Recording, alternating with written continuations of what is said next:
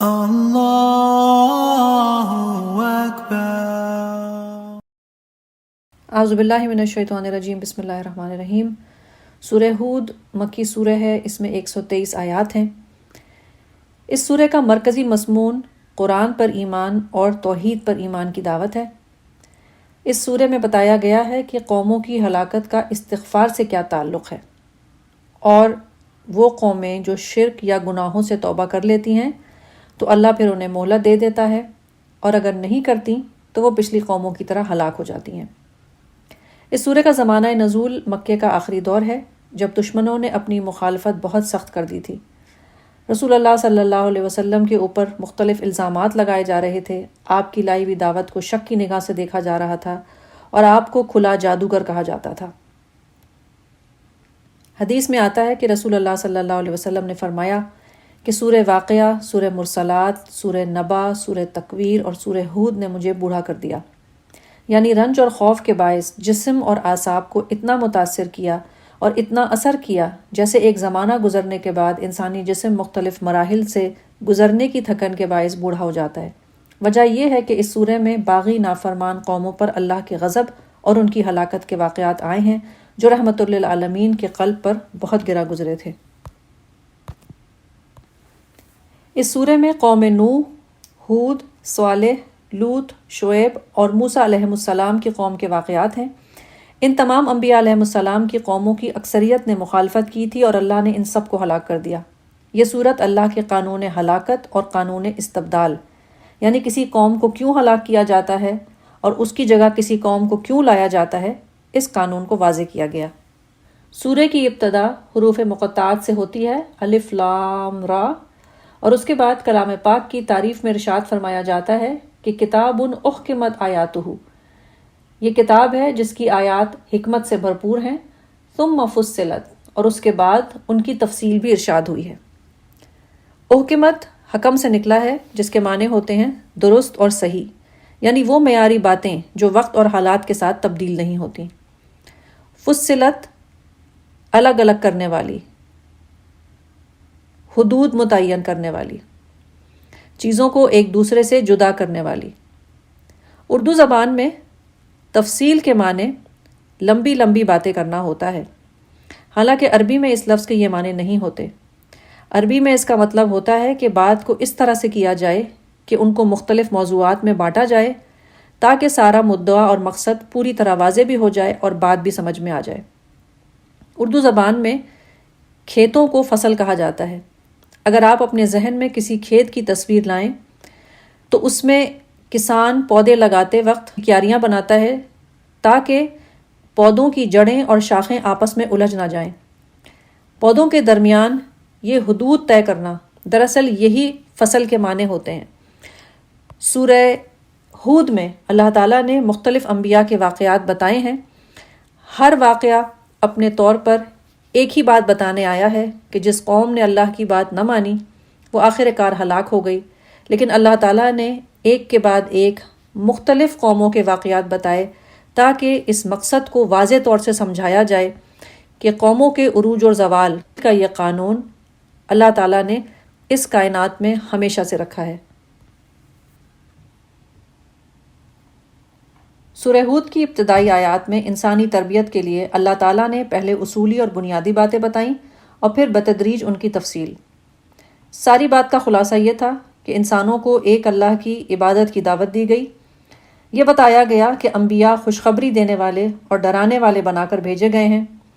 انسانوں کو گناہوں سے معافی مانگنے کا حکم دیا گیا، کیونکہ اگر وہ ایسا کریں گے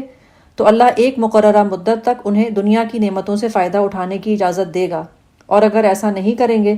تو ایک دن ایسا آئے گا جس دن وہ عذاب میں گرفتار ہو جائیں گے۔ اللہ تعالیٰ نے انبیاء کے ذریعے اس بات کو واضح طور پہ بتایا، لیکن نہ ماننے والوں نے عذاب کا بھی انکار کیا اور انبیاء کا بھی مذاق اڑایا اور ثبوت حق کے لیے معجزے مانگنے لگے۔ لیکن جب اللہ تعالیٰ نے انبیاء کے ہاتھوں سے معجزے دکھا دیے تو پھر وہ انہیں جادوگر کہنے لگے۔ انسانوں کا حال بھی بتایا گیا ہے کہ انسانوں پر جب اپنے کیے کی وجہ سے کوئی مصیبت آ جاتی ہے تو وہ بالکل نا امید اور مایوس ہو جاتے ہیں، لیکن جب انہیں نعمت مل جاتی ہے تو فخر جتانے لگتے ہیں اور بھول جاتے ہیں کہ یہ سب کچھ اللہ کی طرف سے ہے۔ ایسے لوگ چونکہ حق کے بارے میں کچھ نہیں سمجھتے اس لیے اعتراض کرتے رہتے ہیں کہ یہ نبی اپنے ساتھ کوئی خزانہ کیوں نہیں لایا۔ کبھی یہ کہتے ہیں کہ یہ کتاب نبی صلی اللہ علیہ وسلم نے خود لکھی ہے۔ اللہ ایسے شک کرنے والوں سے کہتا ہے کہ تم 114 نہیں بلکہ صرف 10 صورتیں ایسی بنا کے لے آؤ جو انسانوں کی ہدایت کا انتظام بھی کریں، ماضی کے واقعات بھی صحیح بتائیں، مستقبل کی درست پیشن گوئیاں بھی کریں، اور ان میں الفاظ، نظم، معنی اور اسلوب کے حوالے سے کسی قسم کی کوئی کمی، نقص یا خامی نہ ہو۔ لیکن ظاہر ہے کہ یہ کام کوئی نہیں کر سکتا۔ یہ چیلنج آج بھی دنیا کے سامنے ہے۔ انسانوں کی یہ کوشش ہمیشہ سے رہی ہے کہ وہ کلام پاک کے مقابلے میں کوئی ایسی کتاب لے آئیں جس سے وہ اللہ کے کلام کو ہرا سکیں، لیکن آج تک دنیا میں کوئی بھی یہ کام نہیں کر سکا۔ ان بنیادی باتوں کو بتانے کے بعد اب اللہ تعالیٰ نے ایک ایک کر کے انبیاء علیہ السلام کی قوموں کے واقعات مفصل طریقے سے بتائے۔ سب سے پہلے نوح علیہ السلام کا واقعہ آتا ہے جس میں دعوت اور ہلاکت کے قانون کو بتایا گیا، کیونکہ اہل کتاب اور قریش سب اپنے آپ کو ابراہیم علیہ السلام کا رشتہ دار کہنے کی وجہ سے نہایت افضل سمجھتے تھے۔ سورہ ہود میں یہ واضح کر دیا گیا کہ نبی کے قریبی رشتہ دار بھی اگر اعمال کے درست نہ ہوں تو اللہ کی پکڑ سے بچ نہیں سکتے۔ نوح علیہ السلام کی قوم مشرک ہو گئی تھی۔ آپ نے انہیں توحید کی دعوت دی تو سرداروں نے اعتراض کیا، بالکل اسی طرح جس طرح سورہ ہود کے نازل ہونے کے وقت قریش کر رہے تھے۔ ان کے اعتراضات میں سے ایک اعتراض یہ تھا کہ ہم آپ کی بات کیوں مانیں، آپ تو ہماری طرح کے انسان ہیں۔ یا وہ یہ کہتے تھے کہ آپ پر تو بستی کے کمزور اور غریب لوگ ایمان لاتے ہیں، یا پھر یہ کہ آپ کے پاس ہمارے مقابلے میں کوئی خاص فضیلت نہیں، اور یا پھر یہ کہ آپ جھوٹ بول رہے ہیں۔ یہی ساری باتیں قریش رسول اللہ صلی اللہ علیہ وسلم کو بھی کہتے تھے۔ نوح علیہ السلام نے اپنی قوم کو بہت دفعہ بتایا کہ نہ میں کسی غیب کا علم رکھتا ہوں، نہ میرا دعویٰ ہے کہ میں فرشتہ ہوں، نہ میرے پاس کوئی خزانے ہیں، لیکن اس کے باوجود قوم اپنی حجت پر اڑی رہی۔ نوح علیہ السلام بار بار اپنی قوم کو سمجھاتے رہے تو آخر کار ان لوگوں نے خود نوح علیہ السلام سے کہا کہ اب تم نے ہم سے بہت جھگڑا کر لیا، اب بس تم وہ عذاب لے آؤ جس کی تم ہمیں دھمکی دیتے ہو، اگر تم نے یہ بات سچی کہی ہے۔ اللہ تعالیٰ نے وحی کے ذریعے نوح علیہ السلام کو کشتی بنانے کا حکم دیا، اور جب نوح علیہ السلام کشتی بنا رہے تھے تو ان کی قوم انہیں دیوانہ سمجھ رہی تھی، لیکن آخر کار وہ طوفان آ گیا جس سے نوح علیہ السلام اپنی قوم کو ڈرا رہے تھے۔ نوح علیہ السلام نے اس کشتی میں اپنی قوم کو آنے کی دعوت دی، لیکن انہوں نے انکار کیا، یہاں تک کہ نوح علیہ السلام کا اپنا بیٹا،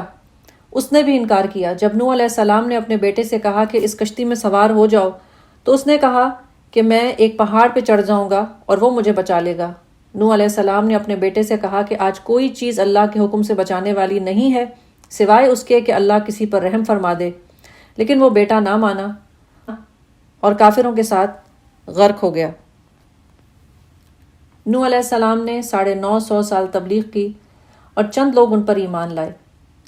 نوح علیہ السلام کی قوم کا یہ واقعہ ہمیں بتاتا ہے کہ دعوت و تبلیغ کے کام میں تھکن نہیں ہونی چاہیے، اور کبھی یہ نہیں سوچنا چاہیے کہ اگر ہم لوگوں کو بتاتے ہیں اور لوگ ہماری بات نہیں مانتے تو اس کا مطلب یہ ہے کہ ہمارا کام غلط ہے۔ نوح علیہ السلام جیسی جلیل القدر پیغمبر نے تقریباً 1000 سال تک دعوت دی، جس میں مٹھی بھر افراد ایمان لائے اور ان میں ان کا اپنا بیٹا شامل نہیں تھا۔ آج اگر ہم اللہ کے راستے میں محنت کرتے ہوئے کبھی تھکنے لگیں تو نوح علیہ السلام کی کہانی کو یاد کر کے ہمیں ہمت اور حوصلہ ملنا چاہیے۔ اللہ تعالیٰ نے نوح علیہ السلام کے واقعے کو سنا کر قریش کو بھی تنبیہ کی اور رسول اللہ صلی اللہ علیہ وسلم کو بھی تسلی دی گئی کہ بے شک اچھا انجام پرہیزگار لوگوں کا ہی ہوتا ہے۔ قوم نوح کے بعد قوم عاد کا تذکرہ آتا ہے۔ اس قوم نے بھی اپنے نبی کے ساتھ وہی کیا جو نوح علیہ السلام کی قوم نے کیا تھا اور جو قریش رسول اللہ صلی اللہ علیہ وسلم کے ساتھ کر رہے تھے۔ ہود علیہ السلام نے کہا کہ اے میری قوم کے لوگوں، اپنے رب سے معافی چاہو اور اس کی طرف پلٹو،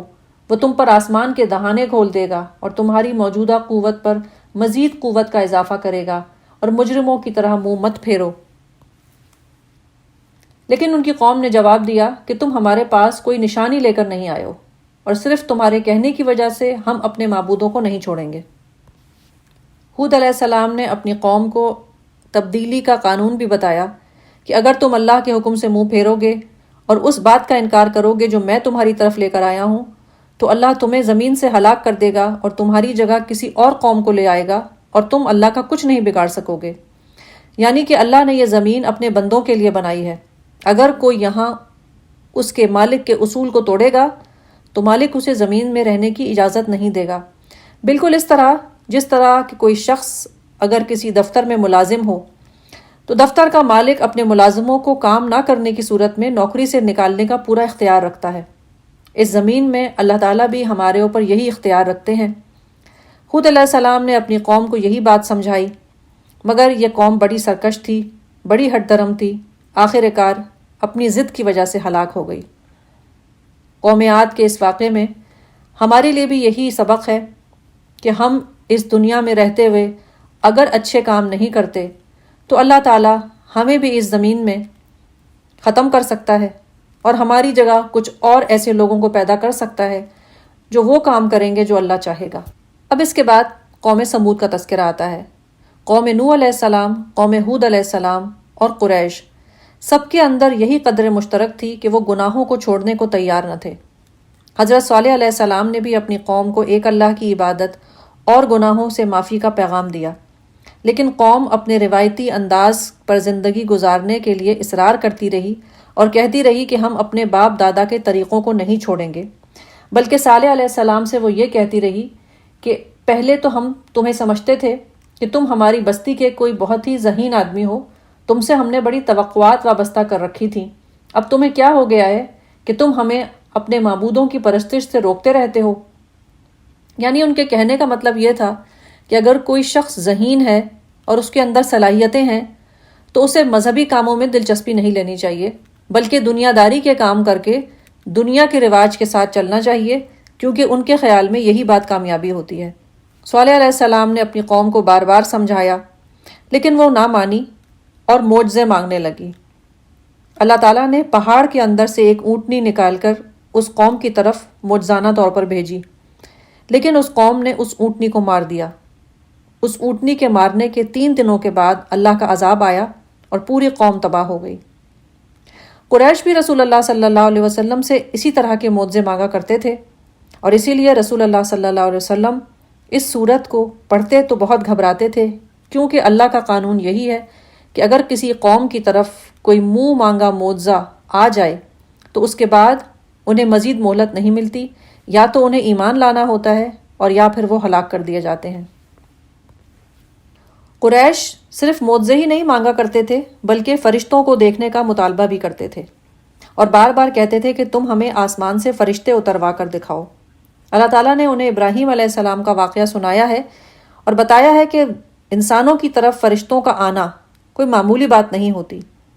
فرشتے اگر آتے ہیں تو کسی بہت بڑی اور کسی اہم مہم کے لیے آتے ہیں۔ اسی لیے جب فرشتے ابراہیم علیہ السلام کے گھر پہنچے تو ابراہیم علیہ السلام نے اپنی عادت کے مطابق ان کے سامنے کھانا رکھا، لیکن چونکہ وہ انسان نہیں تھے، انہوں نے کھانا نہیں کھایا، تو ابراہیم علیہ السلام گھبرا گئے اور ان پر خوف طاری ہو گیا، اور اس وقت تک ان کی حالت بہتر نہیں ہوئی جب تک ان کو یہ نہ پتہ چل گیا کہ فرشتے اصل میں ان کے پاس عذاب لے کر نہیں آئے ہیں، بلکہ وہ لوط علیہ السلام کی قوم کی طرف جا رہے ہیں۔ اور فرشتوں نے حضرت ابراہیم اور حضرت سارہ کو بیٹے کی خوشخبری دی۔ حضرت سارہ جو ڈر اور خوف کے مارے گھبراہٹ میں کھڑی تھیں، یہ خبر سن کر انہوں نے اپنے سر پر ہاتھ مارا اور بے یقینی کا اظہار کرنے لگیں۔ ان کی یہ بدحواسی اور ابراہیم علیہ السلام کا خوف یہ واضح کرتا ہے کہ فرشتوں کا انسانوں کے سامنے آنا کوئی معمولی بات نہیں ہوتی۔ حضرت لوط علیہ السلام کے گھر فرشتے انسانی شکل میں آئے۔ ان کی قوم ان نوجوان لڑکوں کو دیکھ کر گناہ کے جوش کی نیت سے حضرت لوط علیہ السلام کے گھر کی طرف دوڑی۔ انہوں نے اپنی قوم کو بہت سمجھایا کہ میرے مہمانوں کے سامنے مجھے رسوا مت کرو، مگر قوم نہ مانی۔ فرشتوں نے لوط علیہ السلام اور اہل ایمان کو رات کے وقت بستی سے نکل جانے کا حکم دیا۔ اگلی صبح بستی پر عذاب آ گیا اور پوری بستی تباہ ہو گئی۔ لوط علیہ السلام کی قوم کا یہ واقعہ بھی ہمیں یہ بتاتا ہے کہ جب بستی میں گناہوں کی کثرت ہو جائے تو اپنے آپ کو اس سے الگ کرنا بہت ضروری ہے، ورنہ اللہ کا عذاب جب آتا ہے تو نہ صرف ان لوگوں پر آتا ہے جو گناہ کر رہے ہوتے ہیں، بلکہ بعض دفعہ ان پر بھی آ جاتا ہے جو خاموش رہ کے صرف تماش بین بن جاتے ہیں۔ اس کے بعد حضرت شعیب علیہ السلام کی قوم کا تذکرہ آتا ہے۔ انہوں نے بھی اپنی قوم کو توحید اور استغفار کی دعوت دی۔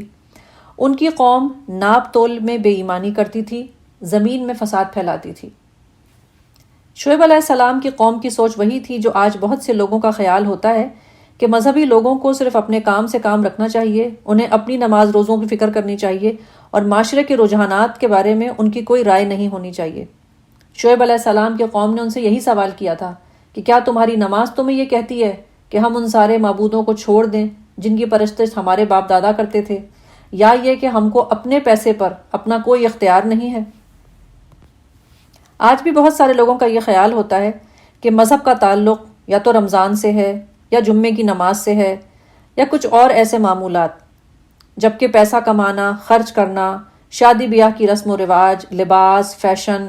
اور اس طرح کی چیزوں میں مذہب کا کوئی دخل نہیں ہونا چاہیے۔ شعیب علیہ السلام نے اپنی قوم کو حضرت نوح علیہ السلام، حضرت ہود علیہ السلام، حضرت صالح اور لوط علیہ السلام کی قوموں کی مثالیں دے دے کر سمجھایا اور انہیں استغفار کرنے کا مشورہ دیا۔ لیکن جس طرح قریش رسول اللہ صلی اللہ علیہ وسلم کو ایک یتیم اور غیر اہم انسان سمجھ کر ان کی باتوں کو ٹالتے تھے، اسی طرح شعیب علیہ السلام کی قوم نے بھی یہی کہا کہ آپ تو ہماری برادری کے ایک کمزور انسان ہیں، اگر بستی میں آپ کا کوئی رشتہ دار نہ رہتا تو شاید ہم آپ کو مار ہی دیتے۔ یہی بات قریش رسول اللہ صلی اللہ علیہ وسلم کو کہتے تھے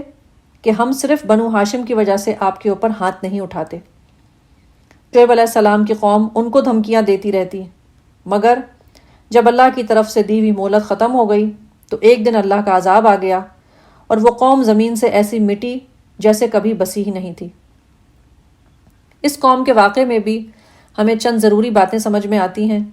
جس میں سے یہ بات کہ ناپ تول میں کمی کرنا اللہ کی نظر میں زمین پر فساد پھیلانے کے برابر ہے، اور یہ کہ مذہب کا تعلق صرف نماز اور روزے سے نہیں ہوتا بلکہ زندگی کے ہر دائرے میں اللہ کی اطاعت کرنا بہت ضروری ہے، ورنہ اللہ تعالیٰ نے اس واقعے میں ہمیں بتا دیا کہ جو لوگ دین اور دنیا کو اس طرح دو خانوں میں بانٹتے ہیں وہ اس دنیا میں فلاح نہیں پا سکتے۔ ان سارے واقعات کے بعد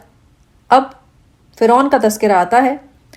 جس طرح قریش اپنے قبیلے، اپنے طور طریقے اور نظام زندگی کو سب سے بہترین سمجھتے تھے، اسی طرح فرعون اور اس کی قوم کا بھی یہی خیال تھا، اور وہ موسیٰ علیہ السلام پر الزام لگاتے تھے کہ تم ہماری تہذیب کو بدلنے آئے ہو، لیکن انجام کار فرعون کا بھی وہی ہوا جو پچھلی نبیوں کی قوموں کا ہوا، یعنی کہ اس نے اللہ کی نافرمانی کی اور اللہ نے اسے اپنے غضب سے ہلاک کر دیا۔ سورہ ہود میں اللہ تعالیٰ نے بہت ساری بستیوں کی خبریں سنائیں، اور وہ اس لیے سنائیں کہ سننے والے جان لیں کہ اللہ کسی پر ظلم نہیں کرتا، جو اللہ کی بات نہیں مانتا وہ آخر میں عذاب کو خود بھگتتا ہے۔ دنیا میں ہم جو کچھ کرتے ہیں وہ ہماری آخرت کی منزل کو متعین کرتا ہے۔ آخرت میں کچھ لوگ خوش ہوں گے اور کچھ پریشان، کچھ دوزخ میں جائیں گے اور کچھ جنت میں۔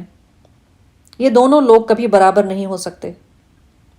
نوح علیہ السلام سے لے کے رسول اللہ صلی اللہ علیہ وسلم تک کی قوموں میں ہمیشہ ایک ہی کہانی دہرائی گئی۔ ایسا لگتا ہے کہ بس کردار اور نام تبدیل ہو رہے ہوں یا شہر بدل رہے ہوں، لیکن تاریخ ہمیشہ اپنے آپ کو دہراتی رہی۔ اسی لیے رسول اللہ صلی اللہ علیہ وسلم کو حکم دیا گیا تھا کہ قائم ہو جائیے جیسا کہ آپ کو قائم ہونے کا حکم دیا۔ بظاہر یہ بات بہت سیدھی اور آسان سی لگتی ہے کہ جو شخص ایمان لے آیا تو اب وہ اس پر قائم ہی رہے گا، لیکن اگر ذرا غور سے دیکھا جائے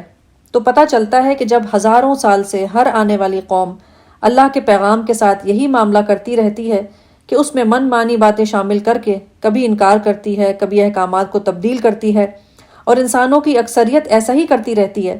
اور پھر انہی اکثر لوگوں کے معمولات معاشرے کے معروف طریقے بن جاتے ہیں، تہذیب و تمدن بن جاتے ہیں، رسم و رواج بن جاتے ہیں۔ ایسے میں اگر میں اور آپ دین پر قائم رہنا چاہیں تو واقعی یہ کوئی آسان کام نہیں، لیکن رسول اللہ صلی اللہ علیہ وسلم نے